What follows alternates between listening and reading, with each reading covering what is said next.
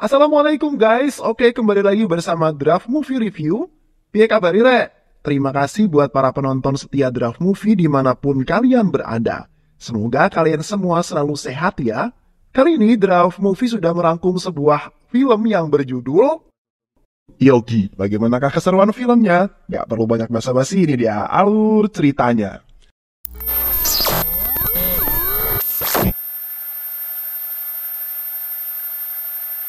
Film ini mengisahkan tentang perjuangan seorang pemuda desa yang ingin mewujudkan mimpi sang ayah tercinta. Ayahnya ingin agar anaknya itu mencari pekerjaan di kota dan bisa membahagiakan ibunya. Namun, takdir berkata lain, ia justru menjadi seorang gangster paling ditakuti di sana. Penasaran dengan kisahnya? Kuilah, gasken. Film ini diawali dengan seorang pemuda yang sedang menari-nari. Pemuda itu bernama Eswar.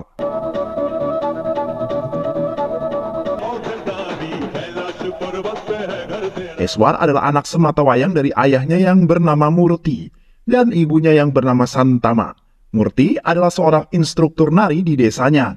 Itulah mengapa Eswar sangat senang dalam menari. Suatu ketika, Eswar melakukan sebuah sandiwara kepada emaknya.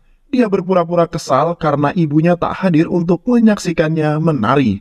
Santama menjelaskan kepada Eswar bahwa penyebab ketidakhadirannya itu karena dia sedang membeli obat ayahnya yang sedang sakit. Ternyata, kata-kata Santama itu tak sedikit pun membuat hati Eswar simpati. Eswar kemudian melanjutkan sandiwaranya dengan memarahi emaknya. Namun, sang emak malah menari-nari untuk menghibur kekesalan Eswar. Eswar yang melihat hal tersebut tentu saja langsung ikut menari bersama emaknya. Eswar tak akan pernah bisa memarahi Santama karena dia sangat menyayangi emaknya tersebut. Begitulah dengan Santama, dia sangat mencintai dan menyayangi Eswar. Apalagi, Eswar adalah anak satu-satunya di keluarga tersebut. Butuh waktu yang sangat lama bagi Santama untuk bisa memiliki Eswar. Dia harus menunggu 22 tahun, baru kemudian dianugerahi Eswar. Suatu hari, seorang datang menemui Murti untuk mengatakan kepadanya bahwa Eswar sedang menari di kuil. Mendengar hal tersebut, hati Murti menjadi kesal. Dia tahu bahwa dirinya memang seorang instruktur nari, namun dia tak ingin Eswar mengikuti jejaknya. Dia ingin Eswar pergi ke kota untuk mencari sebuah pekerjaan.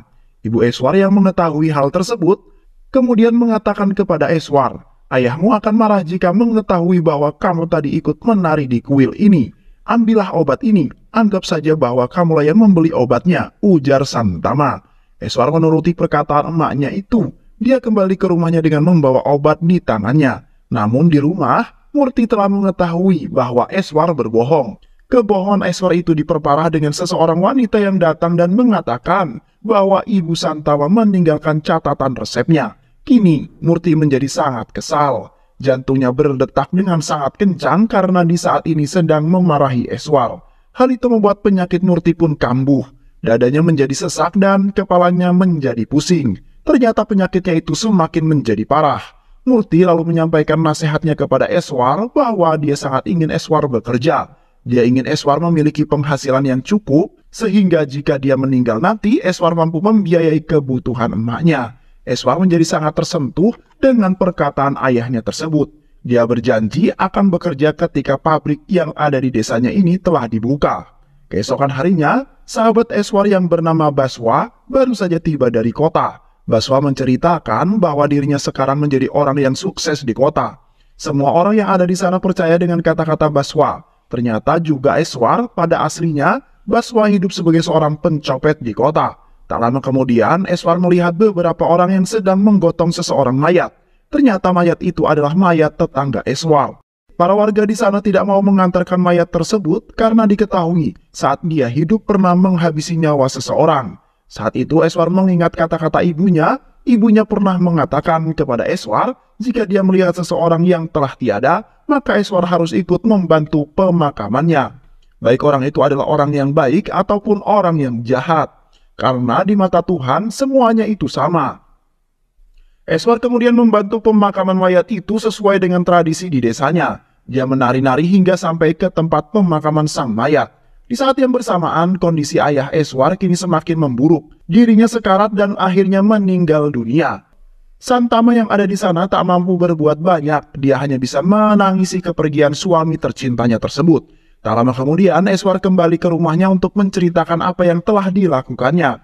Namun sesampainya di rumah, dia mendapati ibunya yang hanya tertunduk lesu dan tatapannya kosong. Eswar yang curiga dengan ibunya itu kemudian pergi ke kamar untuk memastikan kondisi sang ayah.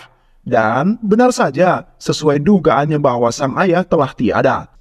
Eswar yang sangat menyesal karena dia tak berada di sisi sang ayah menjelang kematiannya. Keesokan harinya, ibunya yang bersedih itu akan melakukan tradisi jandanya. Dia menghancurkan gelang pemberian Murti suaminya. Eswar yang tidak menginginkan hal tersebut, kemudian pulang dan memecahkan semua tabungan miliknya.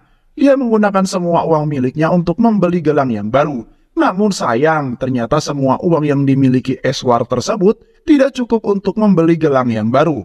Dia meminta agar harga dari gelang itu diturunkan, namun penjual gelang tetap tidak mau menurunkannya. Eswar menjadi sangat bingung. Dia pun akhirnya nekat membawa paksa gelang itu dari sana dan memakaikannya ke Santama. Namun tak lama kemudian penjual gelang itu datang dan mengatakan kepada Santama bahwa uang yang diberikan Eswar untuk membeli gelang itu masih belum cukup. Santama kemudian mengembalikan gelang itu kepada penjual. Eswar sangat sedih dengan apa yang menimpa dirinya. Dia kemudian mengingat bahwa Baswa dulu pernah mengajaknya untuk pergi ke kota dan bekerja di sana. Atas dasar itulah, Eswar kemudian memantapkan tekadnya untuk pergi menyusul Baswa di kota.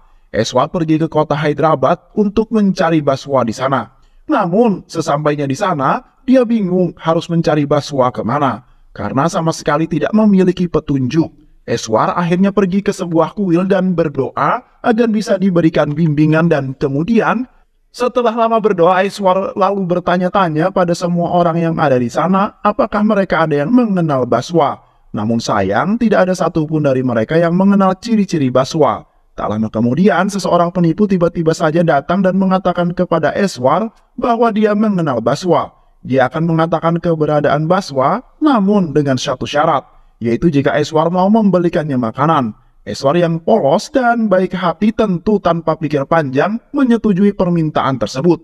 Dia membayar semua makanan yang dipesan penipu tersebut. Namun, saat penipu sudah kenyang, dia pergi meninggalkan Eswar dengan alasan bahwa dia akan segera memanggil Baswa kemari. Eswar terus menunggu Baswa di tempat itu hingga larut malam. Pemilik kedai yang tak tega melihat Eswar terus menunggu pun akhirnya memberikan Eswar selimut. Eswar tidur dengan nyenyak di sana, namun tak lama kemudian Eswar terbangun karena dikejutkan dengan dua buah mobil yang saling beradu banteng. Ternyata mobil itu adalah mobil dari Kotailah yang merupakan mafia terbesar di kota tersebut dan yang satunya lagi adalah mobil dari Saidulu, adik dari Narsing yang merupakan preman sekaligus mafia saingan Kotayah. Mereka berdua adalah mafia tanah yang sedang berkonflik. Saidulu bersama anak buahnya datang untuk menghabisi Kotailah. Mereka menyerang Kotailah dan Krishna, asistennya yang cacat fisik dengan sangat kejam. Namun Eswar yang tidak tahan melihat kekejaman itu langsung berteriak untuk meminta mereka berhenti. Saidulu dan anak buahnya kemudian pergi meninggalkan Kotailah di sana. Sedangkan Eswar langsung membawa Kotailah dan asistennya yang sudah terluka parah ke rumah sakit. Keesokan harinya polisi datang ke TKP untuk melakukan penyelidikan.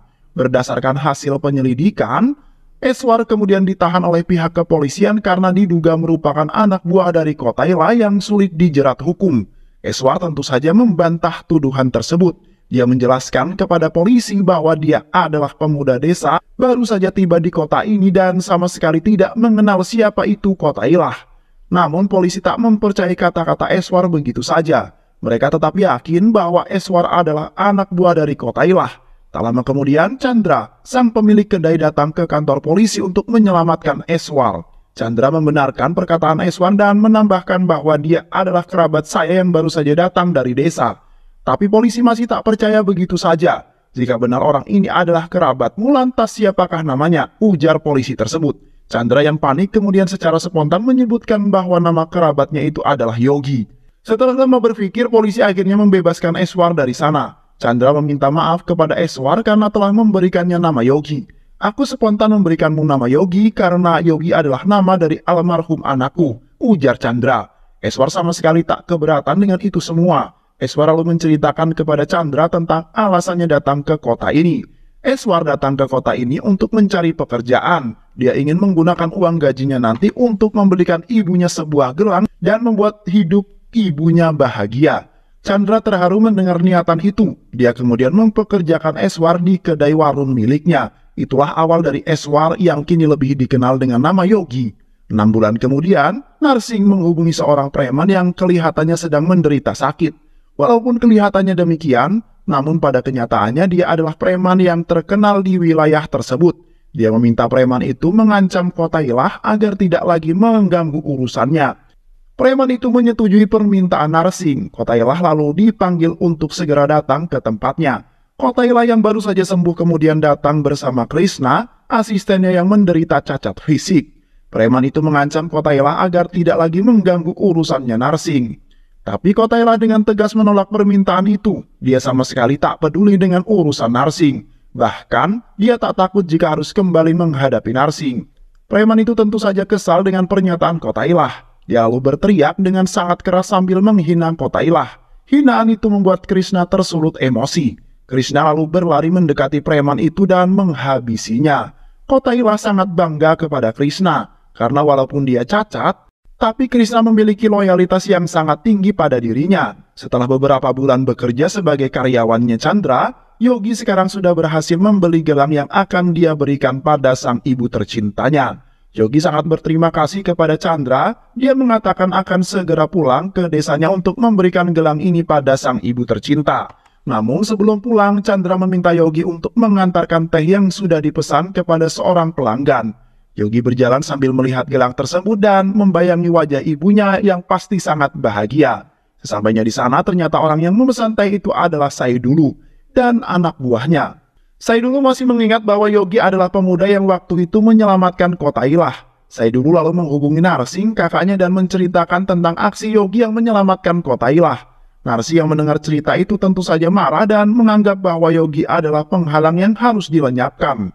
Yogi lalu diserang dan dihajar oleh Saidulu, namun Yogi sama sekali tak membalasnya. Namun ketika Saidulu menghina ibunya Yogi, Yogi seketika menjadi murka dan langsung menghajar mereka semua. Mereka semua dikalahkan Yogi dengan sangat mudah. Tak lama kemudian Narsing datang ke tempat itu dan menghentikan aksi Yogi yang terus menghajar Saidulu. Narsing meminta Yogi untuk mendekat, namun ternyata dia malah merampas gelang ibunya Yogi dan menginjaknya dengan sangat angkuh. Tindakan Narsing itu membuat Yogi jadi semakin murka. Yogi lalu menangkap Narsing dan melemparnya dari atas gedung. Namun lemparan itu ternyata tak mampu menghabisi Narsing. Yogi yang mengetahui bahwa Narsing masih hidup, lalu turun ke bawah dan mengejarnya. Dia lalu menebas dan menghabisi Narsing di depan semua orang. Orang-orang yang ada di sana sangat mengetahui siapa Narsing yang sebenarnya. Dia adalah mafia, sekaligus preman yang sangat ditakuti di wilayah tersebut. Sehingga, jika ada yang berhasil menghabisinya, tentu saja mereka akan sangat bahagia. Sementara itu, Yogi yang telah menghabisi Narsing justru menangis sambil memegang gelang milik ibunya. Dia tak menyangka karena amarahnya itu dia malah membunuh seseorang. Berita kematian Narsing kemudian menyebar ke seluruh penjuru Hyderabad. Berita itu menjadi topik hangat baik di kalangan preman maupun di kalangan masyarakat. Para preman di berbagai penjuru Hyderabad penasaran siapakah orang yang telah berhasil menghabisi Narsing. Beberapa saat kemudian Yogi berhasil ditangkap oleh pihak kepolisian. Para preman di seluruh Hyderabad datang berbondong-bondong hanya untuk melihat Yogi. Saidulu lalu menghubungi seorang inspektur yang bertugas di sana. Dia meminta agar inspektur mengumpulkan semua tahanan yang dinilai paling jago untuk segera menghabisi Yogi. Semua pintu kemudian ditutup agar tidak ada preman dari luar yang bisa membantu Yogi. Yogi kemudian dibawa ke hadapan tahanan jagoan itu. Kini semua preman yang ada di luar sudah mengetahui wajah Yogi si pembunuh Narsing. Mereka sangat kagum atas keberanian Yogi, bahkan banyak dari mereka yang ingin menjadi anak buah Yogi. Singkat cerita, pertarungan antara Yogi dan para tahanan sudah dimulai. Mereka secara bersama-sama hendak menghabisi Yogi. Namun Yogi dengan sangat mudah menghajar dan mengalahkan mereka semua. Sementara itu, inspektur yang tadi memerintahkan agar Yogi segera dihabisi ternyata sedang dipukuli oleh beberapa polisi. Polisi-polisi itu adalah anak buah dari atasan inspektur yang merupakan polisi jujur. Polisi jujur kemudian bertanya kepada Yogi apakah dia memiliki keluarga di Hyderabad. Mendengar pertanyaan itu membuat hati Yogi menjadi sedih. Di tempat lain, ternyata Santama, ibunya Yogi datang ke kota Hyderabad untuk mencari Yogi. Dia khawatir karena Yogi tak kunjung pulang ke rumahnya setelah sekian lama. Dia pergi ke Hyderabad hanya bermodalkan nekat saja. Dia tidak tahu kemana harus pergi kemana untuk mencari Yogi. Di sisi lain, seorang mahasiswa jurnalistik bernama Nandini tampak sedang dikejar-kejar oleh beberapa pria, hingga dia tak sengaja menabrak Santama yang kebetulan lewat di sana. Nandini kemudian membereskan berkas-berkasnya sambil meminta maaf kepada Santama. Nandini lalu melanjutkan pelariannya hingga sampai di ruangan dosennya. Dia mengatakan kepada dosennya itu bahwa dia telah berhasil merekam aksi anarkisme Saidulu yang menghancurkan alun-alun kota. Saidulu marah karena Yogi telah membunuh kakaknya. Nandini lalu berpikir bahwa berita ini pasti akan menjadi berita yang sangat sensasional. Dia juga meminta agar dosennya itu mempublikasikan hasil liputannya. Sang dosen yang mendengar usulan Nandini itu tentu saja senang. Namun kesenangannya itu hanya berlangsung beberapa menit saja. Karena tak lama kemudian, Saidulu menghubungi dosen itu dan mengancam akan menghabisinya jika dia berani mempublikasi rekaman tersebut. Sang dosen yang mendengar ancaman itu menjadi sangat ketakutan. Dia lalu membatalkan niatnya dan mengatakan kepada Nandini bahwa liputan itu tidak akan menjadi sensasional karena sudah biasa terjadi di masyarakat. Nandini tentu saja kecewa dengan keputusan dosennya tersebut. Dia lalu berniat kembali ke rumahnya, namun malah bertemu dengan Santama. Santama sengaja menunggu Nandini, karena saat bertabrakan tadi foto Yogi atau Eswar tak sengaja terbawa oleh Nandini. Nandini lalu memberikan foto itu kepada Santana. Karena saat itu hujan turun dengan deras, Nandini lalu mengajak Santana untuk berteduh dulu di rumahnya. Di perjalanan, Santama menceritakan alasannya datang ke kota Hyderabad. Nandini kemudian bertanya kepada Santana, siapa nama putranya itu? Eswar Chandra Prasad, itulah nama anakku, ujar Santana. Karena kasihan dengan Santana, Nandini kemudian meminta Santana untuk tinggal saja di rumahnya sambil mencari putra tercintanya. Usut punya usut, ternyata Nandini tinggal bersama pamannya di rumah yang terbilang lumayan besar. Dia juga diketahui sangat suka kepada anak-anak. Hal ini dapat dilihat dari anak-anak kecil yang sering bermain di rumahnya. Beberapa hari kemudian, Nandini meminta Santana untuk menyerahkan foto Eswar putranya itu.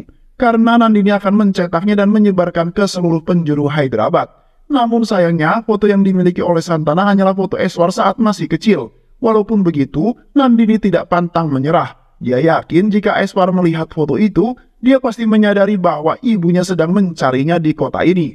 Di sisi lain, Yogi ternyata baru saja bebas dari penjara. Banyak media dan jurnalistik yang datang untuk meliput berita bebasnya juga. Termasuk juga Nandini, dia hadir di sana untuk meliput berita bebasnya Yogi tersebut. Ternyata Yogi tidak bebas secara murni, dia bebas karena mendapat jaminan dari Kota Ilah. Kota Ilah membebaskan Yogi untuk membayar hutang dahulu karena Yogi telah menyelamatkan dirinya. Kota Ilah juga meminta agar Yogi bisa bergabung bersamanya untuk menguasai kota Hyderabad. Namun Yogi menolak tawaran Kota Ilah, dia mengatakan kepada Kota Ilah bahwa dia hanya ingin kembali ke desanya untuk hidup damai bersama sang ibu tercinta. Yogi kemudian pergi dari sana, namun langkahnya dihalangi oleh salah satu anak buah Kota Ilah. Yogi pada awalnya tidak ingin meladeni anak buah Kota Ilah, namun karena dia mengeyel, tak mau pergi dari hadapan Yogi, Yogi kemudian membantai anak buah Kota Ilah itu hanya dengan sekali pukulan. Hal itu membuat Kota Ilah tercengang dengan kekuatan Yogi. Dia lalu membiarkan Yogi pergi dari sana. Yogi ternyata pergi hanya untuk kembali ke warung kedainya. Baru saja sampai di sana, semua orang langsung menyambutnya dengan panggilan bos. Yogi tak mengerti dengan apa yang sedang terjadi. Dia lalu bertanya kepada Chandra, dan Chandra kemudian menjelaskan bahwa sekarang nama Yogi telah dikenal sebagai nama pahlawan. Hanya menyebutkan nama Yogi saja, maka semua urusan akan selesai saat itu juga.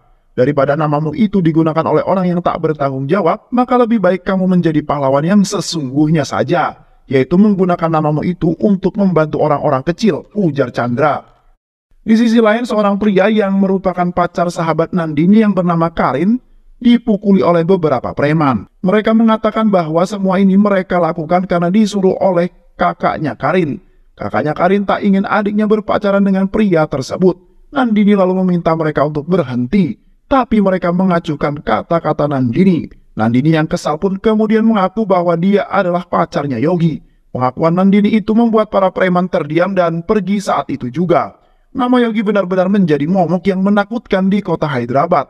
Di tempat lain, seorang pegawai kebersihan tampak sedang ingin mengombe miras secara sembunyi-sembunyi. Namun, Belum juga meminum miras tersebut, salah satu dosen malah memanggilnya untuk segera bertemu. Alhasil, pegawai kebersihan itu pun membuang mirasnya ke dalam toilet tanpa menyiramnya. Di tempat lain, Paman Nandini baru saja tiba di kampus untuk mencari Nandini. Namun karena tak kunjung menemukannya, dan kebetulan dirinya juga kebelet berak, Paman Nandini lalu pergi ke toilet kampus. Dia tak menyadari bahwa toilet itu masih ada miras yang belum disiram. Karena sudah kebelet, Paman Nandini kemudian boker di sana sambil menyalakan urut. Dia membuang batang rokok api yang masih menyala ke dalam toilet dan jelegar. Toilet itu pun meledak dan membakar pantat Paman Nandini. Paman Nandini dilarikan ke rumah sakit karena mengalami luka bakar yang cukup serius. Nandini yang mendengar kabar itu datang ke rumah sakit bersama Santana. Eswar juga ada di sana untuk mengecek kesehatannya. Kesehatannya Eswar menurun belakangan ini. Santana kemudian melihat Eswar dari kejauhan. Dia kemudian berjalan mendekatinya dan saat dia melihat, ternyata orang itu bukanlah Eswar. Nandini mengatakan kepada Santana bahwa itu adalah hal yang wajar. Apalagi seorang emak, di mata seorang emak yang kehilangan anaknya. Semua pemuda pasti mirip dengan wajah anaknya. Tak lama kemudian Santana kembali melihat seorang pemuda yang mirip dengan Eswar. Dia ingin mendekatinya namun dia mengingat kata-kata Nandini dan mengurungkan niatnya. Santana kemudian pergi menjauhi pemuda itu, padahal pemuda itu bukanlah orang yang mirip dengan Eswar, melainkan memang Eswar yang sebenarnya. Keesokan harinya, Eswar datang ke kantor pos untuk mengirimkan surat pada emaknya. Secara kebetulan, Nandini juga ada di sekitaran kantor pos untuk menyebarkan foto Eswar. Bahkan dia juga masuk ke dalam kantor pos dan memberikan selebaran foto Eswar kepada semua orang yang ada di sana. Saat dia melihat Eswar yang dikiranya Yogi, dia lalu datang menghampirinya dan memperkenalkan diri sebagai mahasiswa jurnalistik yang pernah meliput Yogi saat keluar dari penjara. Tapi karena sedang terburu-buru, Nandini lalu menyelipkan foto selebaran itu ke dalam saku celana Yogi. Yogi yang kemudian pergi dari sana dan secara diam-diam preman suruhannya Chandra mengikuti Yogi kemanapun dia pergi. Saat di tengah jalan, Yogi tak sengaja menabrak seseorang yang membuat bajunya kotor. Yogi membersihkan baju orang itu dengan selebaran foto yang ada di sakunya. Dia mengambil selebaran itu tanpa melihat sama sekali.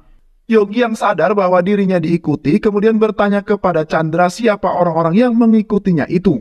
Chandra lalu mengatakan kepada Yogi bahwa mereka adalah preman-preman suruhan yang ditugaskan untuk melindungi Yogi dari ancaman Saidulu. Chandra kembali meminta kepada Yogi agar mau menuruti permintaannya untuk melindungi orang-orang miskin. Namun permintaan itu ditolak oleh Yogi. Dia hanya ingin kembali ke desa untuk menemui sang ibu tercinta. Tapi Chandra mengatakan bahwa Yogi tidak akan bisa menemui emaknya di sana. Ibunya itu telah pergi ke kota Hyderabad untuk mencari dirimu. Aku sudah mengirim seseorang untuk menjemput ibumu di desa. Tapi dia sama sekali tak menemukannya di sana. Warga desa lalu mengatakan bahwa Santana pergi ke kota Hyderabad untuk mencari anaknya. Yogi yang mendengar hal tersebut tentu saja sedih. Dia sama sekali tak menyangka jika ibunya akan jauh-jauh pergi ke kota Hyderabad hanya untuk mencari dirinya. Ketika Yogi akan pergi untuk mencari emaknya, Chandra justru melarangnya. Jika kau keluar sekarang, saya dulu mungkin saja akan menyerangmu. Saya dulu. Memangnya siapa sih orang itu? Mengapa aku harus dilindungi hanya gara-gara dia? Ujar Yogi bertanya kepada Chandra. Chandra lalu menjelaskan bahwa saya dulu adalah adik dari Narsi yang telah kamu bunuh. Mereka berdua adalah preman dan juga mafia tanah di wilayah ini. Banyak tanah orang-orang miskin yang direbut paksa oleh mereka. Mereka memperlakukan orang-orang miskin itu dengan sangat kejam. Jika mereka tidak mau menyerahkan tanahnya, itulah mengapa aku memintamu untuk menjadi pahlawan bagi mereka. Menjadi pelindung bagi orang-orang miskin yang teraniaya. Tak lama kemudian Yogi hendak pergi dari rumah Chandra setelah semua orang yang ada di sana tertidur pulas. Dia dibantu oleh Chotu, pegawainya Chandra, untuk keluar dari rumah tersebut. Namun di tengah aksi pelariannya itu, dia tak sengaja melihat sebuah bayangan orang yang sedang melintas. Yogi mengikuti kemana bayangan itu pergi. Ternyata bayangan itu berasal dari anak buah Saidulu yang dikirim untuk menghabisi Yogi. Namun, bukannya berhasil menghabisi Yogi, justru Yogi lah yang malah menghabisi orang tersebut. Yogi lalu pergi ke markas Saidulu dan menghabisi semua orang yang ada di sana. Chandra sangat senang dengan keberanian Yogi. Sejak kejadian itu, Yogi kemudian memantapkan tekadnya untuk membantu orang-orang miskin. Dia juga sudah memantapkan akan menggunakan nama Yogi di kehidupannya. Yogi kemudian mulai bergerak mengancam para penjahat yang sudah mengambil tanah milik warga. Dia menjelma sebagai sosok yang menakutkan bagi preman-preman yang bekerja di bawah naungan Saidulu. Dia juga menghancurkan usaha milik Saidulu hingga banyak mengalami kerugian. Aksi kepahlawanan Yogi tidak hanya di dunia pertahanan saja, dia juga hadir di dalam dunia kesehatan. Dia mengancam seorang dokter yang enggan mengoperasi pasien yang merupakan keluarga orang miskin. Ancaman Yogi membuat nyali dokter itu ciut. Dia akhirnya secara terpaksa mematuhi keinginan Yogi dan melakukan operasi pada pasien miskin tersebut. Usut punya usut, ternyata aksi Yogi itu direkam oleh Nandini yang sedang mengerjakan tugas akhir kuliahnya. Nandini yang melihat keberanian Yogi entah mengapa mulai jatuh cinta pada dirinya. Singkat cerita, kini Yogi telah menjadi orang yang terbilang sukses. Apa yang dia inginkan semua bisa didapatkan.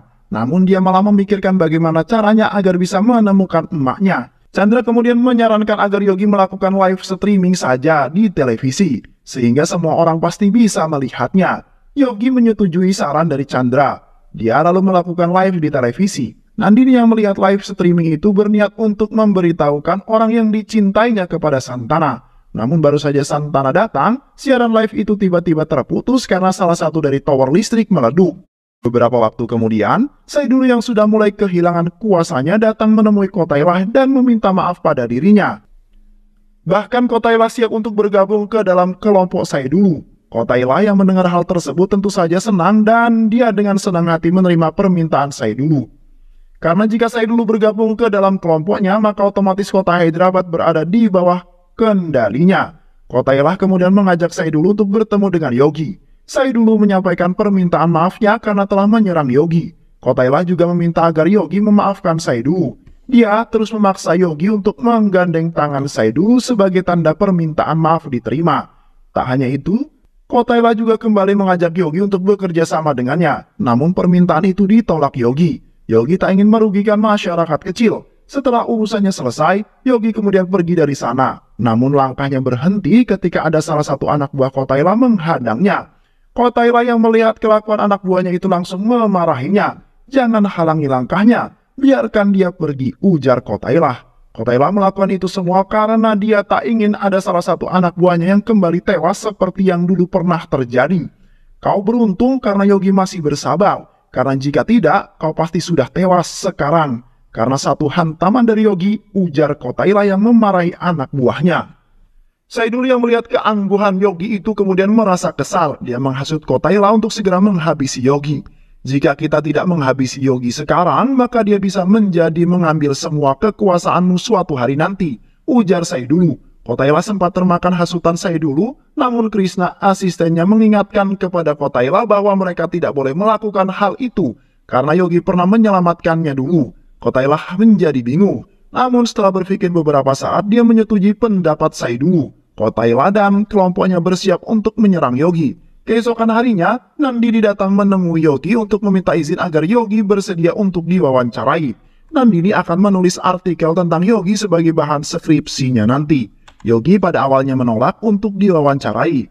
Tapi karena Nandini terus memaksanya, Yogi akhirnya setuju dan diwawancarai. Yogi lalu menceritakan semua kisahnya mulai dari awal saat dia datang ke kota Hyderabad, hingga saat dia bisa menjadi seperti sekarang ini. Namun di tengah acara wawancara itu, salah satu anak buah Yogi ditembak oleh Saidulu dari kejauhan. Yogi yang mengetahui hal tersebut tentu saja marah. Dia berlari mengejar Saidulu, namun Saidulu berhasil melarikan diri. Yogi kemudian pergi bersama anak buahnya untuk mencari Saidulu ke markas Kotailah. Setelah beberapa saat melakukan pencarian, mereka tak kunjung menemukan Saidulu di sana. Yogi lalu memperingati Kotailah untuk tidak macam-macam dengannya. Karena jika Kotailah berani mencapkan taringnya, Yogi memastikan akan menebas leher Kotailah. Yogi bersama anak buahnya kemudian pergi dari sana. Tak lama kemudian, Saidulu muncul di hadapan Kotailah. Ternyata Kotailah sudah merencanakan ini semua. Dia menyembunyikan Saidulu setelah aksi penembakan itu. Di sisi lain, Krishna yang sedang berjalan bersama Kotailah kembali memperingati tuannya itu untuk tidak melawan Yogi. Krishna mengingatkan Kotailah tentang kebaikan yang pernah Yogi lakukan kepada mereka dan keburukan yang pernah Saidulu lakukan hingga hampir menewaskan mereka. Krishna tidak ingin tuannya itu berada dalam bahaya. Oleh karena itulah dia memohon agar Kotailah tidak pergi mengganggu Yogi. Di sisi lain, Basha, sahabat Eswar saat masih di desa sedang mengincar kalung milik seorang gadis untuk dicuri. Namun aksi Bashwa itu hampir saja ketahuan oleh orang yang ada di sana. Baswa lalu berusaha untuk menyelamatkan dirinya dengan berpura-pura berdoa di sebuah kuil. Namun secara kebetulan, Eswar yang ada di sana mereka akhirnya saling bertemu setelah sekian lama berpisah. Eswar menceritakan kepada Baswa bahwa ibunya Santana ada di kota ini. Namun hingga saat ini Eswar masih belum berhasil menemukan ibunya tersebut. Usut punya usut, sebenarnya Santana ibunya Eswar juga ada di kuil tersebut. Mereka sebenarnya saling merasakan kehadiran satu sama lain. Namun karena mereka tidak saling melihat, mereka akhirnya kembali berpisah. Di dalam kampus, Nandini terlihat sedang memberikan hasil artikelnya tentang Yogi kepada dosennya. Setelah beberapa saat membaca artikel mengenai Yogi, sang dosen merasa ada kesamaan dari kasus Yogi dan kasusnya Santana. Di dalam artikel itu menjelaskan bahwa Yogi sedang mencari ibunya, sedangkan Santana sudah kita ketahui datang ke Hyderabad untuk mencari anak laki-lakinya. Dosen merasa bahwa mereka berdua pasti adalah seorang ibu dan anak. Nandini kemudian diminta dosennya untuk mencari tahu lebih lanjut tentang siapa sebenarnya Yogi ini dan dari mana dia berasal. Singkat cerita, Nandini kemudian pergi menemui Yogi dan menanyakan pertanyaan yang diperintahkan oleh dosennya. Yogi lalu menjawab semua pertanyaan Nandini. Dan berdasarkan jawaban itu, kini Nandini sudah mengetahui fakta yang sebenarnya. Bahwa orang yang selama ini dikenal sebagai Yogi ternyata adalah Eswar, putra dari Santana. Namun bukannya segera memberitahukan Santana, Nandini malah menghubungi dosennya dan menyampaikan bahwa apa yang dikatakan dosennya itu benar. Dosen Nandini kemudian menyuruh Nandini untuk segera memberitahukan hal tersebut kepada Yogi. Namun tiba-tiba anak buah Yogi datang dan mengatakan kepada Yogi bahwa sesuatu yang buruk sedang menimpa Chandra. Yogi langsung pergi bersama anak buahnya untuk menemui Chandra. Nandini yang berusaha mengejar Yogi kemudian berteriak bahwa ibunya Yogi ada di rumahnya. Namun teriakannya itu sama sekali tak didengar oleh Yogi. Sesampainya di kedai warung milik Chandra, Yogi sangat syok melihat warungnya itu telah habis dibakar oleh Saidulu. Saidulu juga menyandra Chotu yang merupakan salah satu pegawai Chandra di warung itu. Yogi menjadi sangat murka dengan kelakuan Saidulu. Dia bersama anak buahnya langsung datang ke tempat persembunyian Saidulu dan melibas semua orang yang ada di sana. Di sisi lain, Nandini yang sudah sampai di rumahnya langsung mencari Santana untuk mengatakan kabar baik itu. Tapi sayang Santana tak ada di rumah. Santana pergi berjalan-jalan dengan harapan akan bertemu dengan anaknya Eswal. Namun di tengah jalan, Santana justru bertemu dengan Bashha, sahabat Eswal. Bashha mengatakan kepada Santana bahwa dia kemarin bertemu dengan Eswar. Dia juga mengetahui di mana alamat Eswar tinggal. Santana yang mendengar hal tersebut tentu saja menjadi sangat bahagia. Bashha kemudian mengajak Santana untuk pergi ke alamat Eswar. Namun mereka tak mendapati Eswar di sana. Mereka lalu bertanya kepada orang-orang yang ada di sana, apakah mereka melihat Eswar? Namun tak ada satupun orang yang mengetahui keberadaannya. Mereka bahkan tak mengenal siapa itu Eswar. Baswa dan juga Santana tak berhasil mengetahui keberadaannya karena mereka menanyakan tentang keberadaan Eswar, bukan keberadaan Yogi. Sedangkan orang-orang yang di sana mengenal Eswar dengan nama Yogi. Baswa kemudian mengajak Santana untuk pergi ke kuil, karena dia mengetahui bahwa Eswar akan berdoa di kuil setiap hari Senin. Tak lama kemudian Yogi yang sedang berlari mengejar Saidulu berada di persis belakang Santana. Namun Santana sama sekali tak melihat menoleh ke belakang. Saidulu kini berada di posisi tersudut. Dirinya yang sudah tak dapat melarikan diri lagi kemudian memohon ampun kepada Yogi. Yogi yang tak ingin ada perselisihan lagi kemudian menerima permintaan maaf itu dari Saidulu dan segera pergi meninggalkannya. Saidulu yang ternyata hanya berpura-pura kemudian memanfaatkan momen tersebut untuk menghabisi Yogi. Namun Yogi yang terlebih dahulu mengetahui niat busuknya itu langsung menebas Saidulu hingga tewas di tempat. Di sisi lain, Baswa dan juga Santana baru saja tiba di kuil, namun tak lama kemudian beberapa anggota kepolisian datang untuk membawa Baswa ke kantor polisi. Baswa kemudian meminta Santana untuk tetap menunggunya di kuil, karena dia akan menyelesaikan masalah ini dengan segera. Yogi yang sudah mengingat bahwa hari ini adalah hari Senin, berniat kembali ke kuil untuk memanjatkan doa.